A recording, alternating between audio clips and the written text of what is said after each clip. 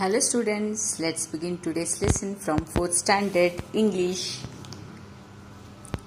Second lesson, nesting season and nest. This lesson is about the birds. How these birds in the nesting season, they build their nest, and how they take care of their small one, means their small kids. Okay, let me read the lesson. Some of the basic necessity of all living things are food, clothing and shelter. Yes, these are the basic necessity. ಅಂದರೆ ಜೀವನ ಮಾಡೋಕ್ಕೆ ನಮಗೆ ಏನೇನು ಬೇಕು ಅಂದರೆ ಊಟ ಬೇಕು, food, clothing ಬಟ್ಟೆ ಬೇಕು, ಶೆಲ್ಟರ್ ಮನೆ ಬೇಕು. So these are the main basic necessity to lead a life. ಜೀವನ ಮಾಡಬೇಕಂದ್ರೆ ಫುಡ್, ಕ್ಲೋತಿಂಗ್, ಶೆಲ್ಟರ್ ಬೇಕೇ ಬೇಕು. Shelter is nothing but living place, ಎಲ್ಲಿರ್ತೀವಿ ಅನ್ನೋದು ಮನೆ. We human beings build our shelters. ನಾವು ಹ್ಯೂಮನ್ ಬೀಯಿಂಗ್ಸ್ ನಮ್ಮ ಶೆಲ್ಟರ್ನ ನಾವೇ ಬಿಲ್ಡ್ ಮಾಡ್ತೀವಿ using different materials like grass, mud, bamboo, sand, cement and other advanced materials. ಒಂದು ಮನೆ ಕಟ್ಟಕ್ಕೆ ಏನೇನು ಬೇಕಾದಕ್ಕೆ ಬ್ಯಾಂಬೂ, ಸ್ಯಾಂಡ್, ಸಿಮೆಂಟ್, ಏನೇನು ಅಡ್ವಾನ್ಸ್ ಮಟೀರಿಯಲ್ ಇದೆ ಅದನ್ನು ತಗೊಂಡು ನಾವು ಮನೆ ಕಟ್ತೀವಿ. Animals find their shelter in water, jungle, caves and on the trees. Animal ಎಲ್ಲ ಎಲ್ಲೆಲ್ಲಿ ಇರ್ತಾರೆ? ಕೆಲವೊಂದು ವಾಟರಲ್ಲಿ ಇರ್ತವೆ, ಕೆಲವೊಂದು ಜಂಗಲಲ್ಲಿ ಇರ್ತವೆ, ಕೆಲವೊಂದು ಕೇವ್ಸ್ ಅಂದರೆ ಗುಹೆಗಳಲ್ಲಿ ಇರ್ತವೆ, ಟ್ರೀಸಲ್ಲಿ. Animal find their shelters in water, jungles, caves and trees. Today we shall learn about the shelter of the birds. ಬರ್ಡ್ಸ್ನ ಮನೆಗಳ ಬಗ್ಗೆ ಇವತ್ತು ಲರ್ನ್ ಮಾಡೋಣ. We call them nest. ಬರ್ಡ್ಸಿನ ಮನೆಗಳಿಗೆ ನಾವೇನು ಹೇಳ್ತೀವಿ? ನೆಸ್ಟ್ ಅಂತ ಹೇಳ್ತೀವಿ. Birds build nest to lay their eggs and bring up their young ones. ಯಾಕೆ ಈ ಬರ್ಡ್ಸ್ಗಳಿಗೆ ಮನೆ ಬೇಕು ಅಂದರೆ ದೇ ಲೇ ದೇಯರ್ ಎಗ್ಸ್, ಅದು ಅಲ್ಲಿ ಎಗ್ಸ್ ಇರ್ತವೆ. ಆನಂತರ they bring up their young once, ಅಲ್ಲಿ ತನ್ನ ಮರಿಗಳನ್ನು ಎಗ್ನಿಂದ ಮರಿಗಳನ್ನು ಮಾಡಿ ಹೊರಗಡೆ ಬಿಡೋಕ್ಕೆ ಅಂದ್ಕೊಂಡು ಅವ್ರ ಮನೆಗಳನ್ನು ಮಾಡ್ತಾರೆ. The time of the year when they start building their nest is known as nesting season.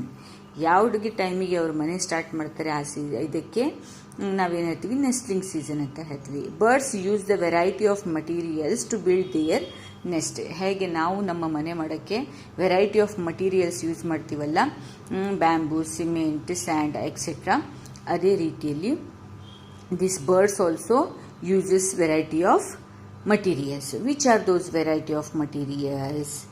They use organic materials, natural ಆಗಿರೋ ಮಟೀರಿಯಲ್ಸ್ ತಗೊಳ್ತವೆ. ಯಾವುದು? ಟ್ವಿಗ್ಸ್ ಅಂದರೆ ಚಿಕ್ಕ ಸ್ಮಾಲ್ ಇದು ಬ್ರಾಂಚಸ್ ಇರ್ತದೆ ನೋಡಿ, ಸ್ಟಿಕ್ ಥರ ಸ್ಮಾಲ್ ಗಿಡದ ಮರದ ಬ್ರಾಂಚಸ್ ಇರ್ತದಲ್ಲ ಅದು ಟ್ವಿಗ್ಸ್. ಗ್ರಾಸ್ ತಗೊಳ್ತವೆ. ಆನಂತರ leaves and maybe simple depression of the ground or hole of a root or on the tree of the building. ಎಲ್ಲಾದರೂ ಬಿಲ್ಡಿಂಗಲ್ಲಿ ಅಥವಾ ಗ್ರೌಂಡಿನ ಡಿಪ್ರೆಷನ್ ಸಣ್ಣ ಜಾಗದಲ್ಲಿ ಇರ್ತದೆ, ಅಲ್ಲಿ ಒಂದು ಹೋಲಿನ ರೂಟ್, ಆ ಥರದ ಜಾಗದಲ್ಲಿ ಅವ್ರ ಬಿಲ್ಡಿಂಗನ್ನು ಕಟ್ಟಿರ್ತಾರೆ. Or a tree or a building, ಈ ಎಲ್ಲ ಜಾಗದಲ್ಲಿ ತನ್ನ ನೆಸ್ಟನ್ನು ಮಾಡಿರ್ತಾರೆ. They also use strings, plastic, cloth and paper. Strings ಅಂದರೆ ದಾರ, plastic, cloth and paper. They also use that to build their house. Nest can be found in all types of habitat. ಈ nest ಅಂದರೆ ಎಲ್ಲ ಥರದ್ದು birds ತನ್ನ ನೆಸ್ಟನ್ನು ಮಾಡಿರ್ತಾರೆ. In some species of birds both the male and the female birds work in a pair tirelessly to build their nest. ಒಂದೊಂದು ಬರ್ಡ್ಸ್ಗಳನ್ನ ಇರ್ತಾರೆ, ಬೋತ್ ಮೇಲ್ ಮತ್ತು ಫಿಮೇಲ್ ಅಂದರೆ ಹುಡುಗ ಮತ್ತು ಹುಡುಗಿ ಎರಡೂ ಬರ್ಡ್ಸ್ಗಳು ಏನು ಮಾಡ್ತಾರೆ? ಟೈರ್ಲೆಸ್ಲಿ ಅಂದರೆ ಕಂಪ್ಲೀಟಾಗಿ ಕಂಟಿನ್ಯೂ ಕೆಲಸ ಮಾಡ್ತಾ ಇರ್ತಾರೆ ಅವ್ರದ್ದು ನೆಸ್ಟ್ ಪ್ರಿಪೇರ್ ಮಾಡೋಕ್ಕೆ. The female bird lays eggs in the nest and the eggs are incubated for a few days to a few weeks. ಅಂದರೆ ಏನು ಮಾಡ್ತಾರೆ? ಹುಡುಗಿ ಇರುತ್ತಲ್ಲ, ಹುಡುಗಿ ಬರ್ಡ್ ಏನು ಮಾಡುತ್ತೆ? As usual birds female bird ಅಂತ ಹೇಳ್ತಾರೆ. ಫಿಮೇಲ್ ಬರ್ಡ್ ಎಗ್ಗನ್ನು ಕೊಡುತ್ತೆ. ಆ ಎಗ್ಗನ್ನು ಆ ನೆಸ್ಟಲ್ಲಿ ಇಟ್ಟಿರ್ತದೆ. ದೀಸ್ ಎಗ್ಸ್ ಆರ್ ಇನ್ಕ್ಯುಬೇಟೆಡ್ ಅಂದರೆ ಕಾವು ಕೊಡ್ತಾರಲ್ಲ, ಮಕ್ಕಳು ಮರಿ ಹ್ಯಾಚ್ ಆಗಿ ಬರೋಕ್ಕೆ ಅಂತ ಕಾವು ಕೊಡ್ತಾರಲ್ಲ, ಅದಕ್ಕೆ ಇನ್ಕ್ಯುಬೇಟೆಡ್ ಅಂತ ಹೇಳ್ತಾರೆ. ಕಾವು ಕೊಡೋದು ಅಂತ. ಫಾರ್ ಅ ಫ್ಯೂ ಡೇಸ್, ಕೆಲವೊಂದು ದಿನ ತನಕ ಇನ್ಕ್ಯುಬೇಟೆಡ್ ಮಾಡ್ತಾರೆ. ಅಥವಾ ಫ್ಯೂ ಡೇಸಿಂದ ಫ್ಯೂ ವೀಕ್ಸ್ ತನಕ ಕಾವು ಕೊಟ್ಟು ಮರಿ ಮಾಡೋದು ಅಂತ ಹೇಳ್ತಾರೆ ನೋಡ್ರಿ. In most birds, both the male and the female take turns in incubating the eggs. ಅಲ್ಲಿ ಎಷ್ಟೋ ವೀಕ್ಸ್ ತನಕ ಕುತ್ಕೊಂಡಿರ್ಬೇಕಾಗತ್ತೆ ಅವರಿಗೆ ಕಾವು ಕೊಡೋಕ್ಕೆ. ಅದಕ್ಕೆ ಕೆಲವೊಂದ್ಸಲ ಮೇಲು ಕುತ್ಕೊಂಡಿರ್ತದೆ, ಅನಂತರ ಫಿಮೇಲ್ ಆ ಬಿಸಿ ಆ ಹೀಟ್ ಕ್ರಿಯೇಟ್ ಮಾಡೋಕ್ಕೆ. In some birds only the female incubates the eggs. ಒಂದೊಂದು ಕಡೆ ಫಿಮೇಲ್ ಅಷ್ಟೇ ಇದು ಮಾಡಿ ಕುತ್ಕೊಂಡಿರ್ತದೆ. Babies emerge after breaking the egg shells. ಅನಂತರ ಬೇಬೀಸ್ ಚಿಕ್ಕ ಮರಿಗಳನ್ನಾಗುತ್ತೆ ಎಮರ್ಜ್ ಬ್ರೇಕಿಂಗ್, ಆ ಬ್ರೇಕ್ ಆಗಿ ಎಗ್ಸ್ ಇಂದ ಹೊರಗೆ ಬರ್ತವೆ ಶೆಲ್ಲಿಂದ. The mother and the father take care of their nestling. ಸಣ್ಣ ಮರಿಗೆ ನೆಸ್ಟ್ಲಿಂಗ್ ಅಂತ ಹೇಳ್ತಾರೆ. Till they start flying on their own. ಅವರ ತಂದೆ ತಾಯಿ ಅವರನ್ನ ಕೇರ್ ತಗೋತಾರೆ. ಹೇಗೆ ನಮ್ಮ ತಂದೆ ತಾಯಿಗಳು ಚಿಕ್ಕಿರುವಾಗ ನಮ್ಮ ಕೇರ್ ತಗೋತಾರಲ್ಲ ಆ ಥರ. To start their flying, fly ಆಗೋ ತನಕನೂ ಸ್ಟಾರ್ಟ್ ಮಾಡ್ತಾರೆ, ಕೇರ್ ತಗೋತಾರೆ. ನಾವು let's learn about some of the amazing nest. ಯಾವ ಥರದ ನೆಸ್ಟ್ಗಳು ಯಾವ್ಯಾವ ಬರ್ಡ್ಸ್ ಮಾಡ್ತವೆ ಅಂತ ನೋಡೋಣ. The nest of the dove is very simple. Dove ಅಂದರೆ ಪಾರಿವಾಳ, very simple. Both the male and the female birds build their nest together. Male ಮತ್ತು ಫಿಮೇಲ್ ಇಬ್ಬರು ಸೇರಿ ಅವರು ತನ್ನ ನೆಸ್ಟನ್ನು ಬಿಲ್ಡ್ ಮಾಡ್ತಾರೆ. They carry pieces of hey, twigs and the beaks and in their beaks and deposit them in the empty space below roof of the building and barns and under bridges etc. ಏನು ಮಾಡಿರ್ತಾರೆ ಇವರು, ಚಿಕ್ಕ straw ಥರ ಇರ್ತದೆ ನೋಡಿ, ಅದು ಮತ್ತು ಟ್ವಿಕ್ಸ್ ಅಂದ ತನ್ನ ಬೀಕಲ್ಲಿ ಇಟ್ಕೊಂಡು ಡೆಪಾಸಿಟ್ ಮಾಡಿ ಒಂದು ಎಂಟಿ ಪ್ಲೇಸಸ್ಸಲ್ಲಿ ಹಾಕಿ ಬಿಲ್ಡಿಂಗಿನ ರೂಫ್ ಹತ್ರ, ಬಾನ್ಸ್ ಹತ್ರ, ಆನಂತರ ಬ್ರಿಡ್ಜಸ್ ಹತ್ರ ಈ ಥರ ಅವರು ತನ್ನ ನೆಸ್ಟನ್ನು ರೆಡಿ ಮಾಡ್ತಾರೆ. And the bee eaters from colonies by nesting the burrows tunneled into the side of the sandy banks on the edges of the river. Their eggs are white and they generally produce 2 to 9 eggs per clutch.